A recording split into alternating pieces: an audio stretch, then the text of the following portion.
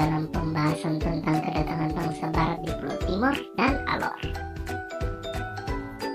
Kali ini kita akan membahas mengenai kedatangan bangsa Portugal dan pengaruhnya di Pulau Timor dan Alor. Kita sama-sama belajar ya.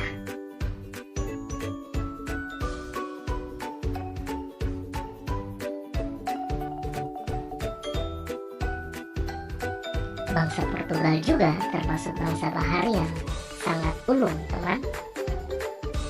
Kalian pasti mengenal pelaut terkenal dari Portugal ini. Dia adalah Vasco da Gama. Menurut Wikipedia, Vasco da Gama adalah pelaut Portugis yang menemukan jalur laut langsung dari Eropa ke Malabar, India dengan melanjutkan penjelajahan laut mengelilingi Afrika.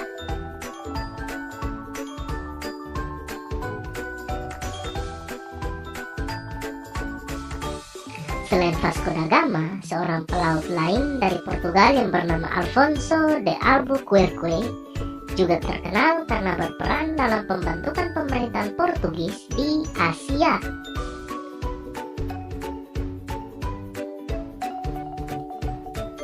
Masih ingat tidak tentang tujuan kedatangan bangsa Barat? Nah, hari ini kita akan membahas tentang kedatangan bangsa Portugis ke Pulau Timor berdasarkan tujuan kedatangan mereka, teman. Ayo kita simak.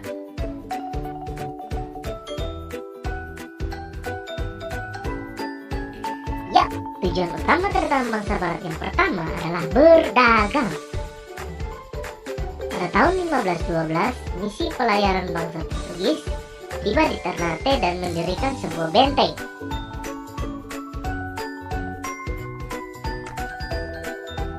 Benteng ini diberi nama Sao Paulo.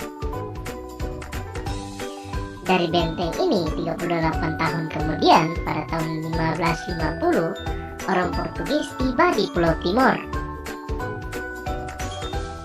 Dari Timor, bangsa Portugis berlayar ke Pulau Semau, Rote, Sabu, dan Alor.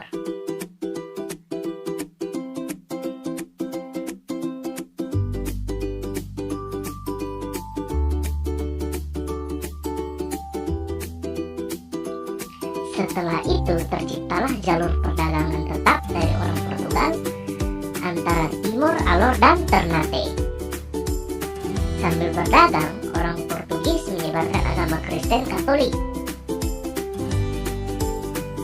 Barang dagang utama dari Timor yang diperdagangkan oleh bangsa Portugis adalah kayu cendana, madu, dan lilin.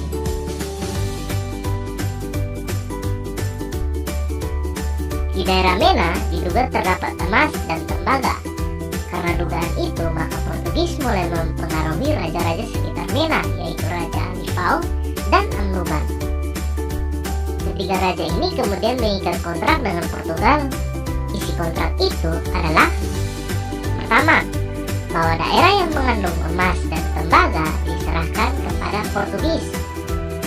Yang kedua, Raja Portugal akan melindungi ketiga raja dan rakyatnya. Dan yang ketiga, kayu cendana, madu, dan lilin bebas dijual kepada siapa saja.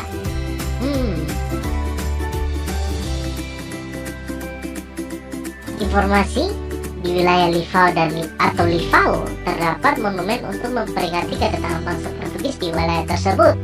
Wilayah ini sekarang sudah masuk dalam wilayah negara Timor Leste.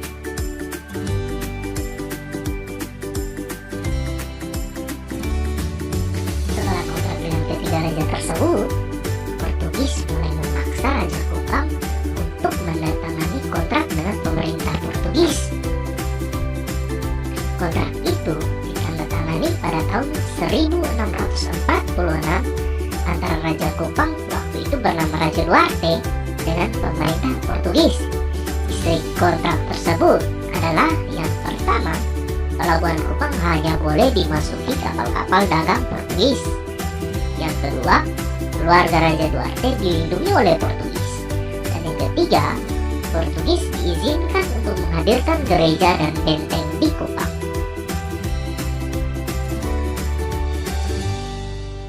Salah satu benteng yang terletak di kota Kupang sekarang adalah Benteng Concordia, teman. Benteng ini sudah dialihfungsikan menjadi Benteng Tentara Nasional Indonesia sekarang ini.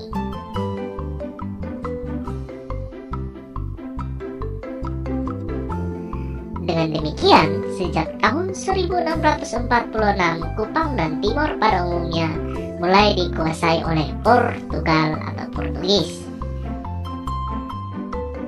Tujuan kedatangan bangsa Barat yang kedua adalah menyebarkan agama.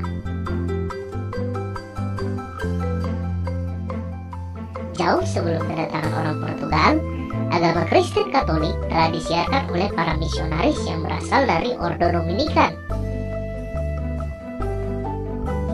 Beberapa catatan sejarah lain menyebutkan bahwa seorang Portugal bernama Antonio Taveiro pernah berkunjung ke Timor pada tahun 1555 sampai 1556 dan membaptis sekitar 5.000 orang.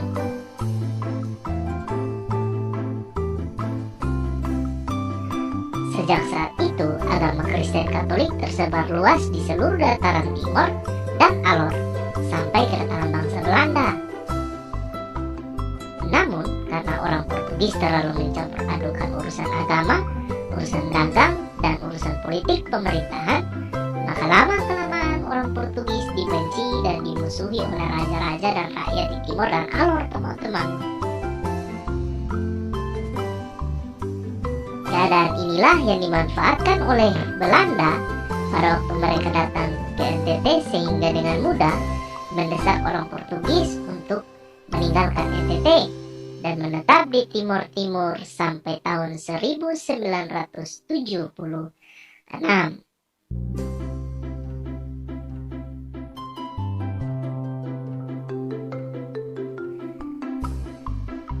Selama lebih dari 1 abad, penduduk Portugal tinggal di NTT, khususnya Timor dan Alor. Banyak pengaruh yang ditinggalkan hari ini. Yang pertama, agama Kristen Katolik yang dianut oleh sebagian besar orang NTT. Kedua, tradisi agama Kristen Katolik yang dikenal hingga sekarang.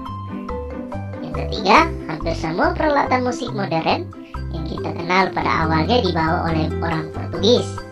Yang keempat, dalam bidang bahasa, banyak kata dan nama-nama orang Portugis yang digunakan oleh penduduk NTT hingga kini.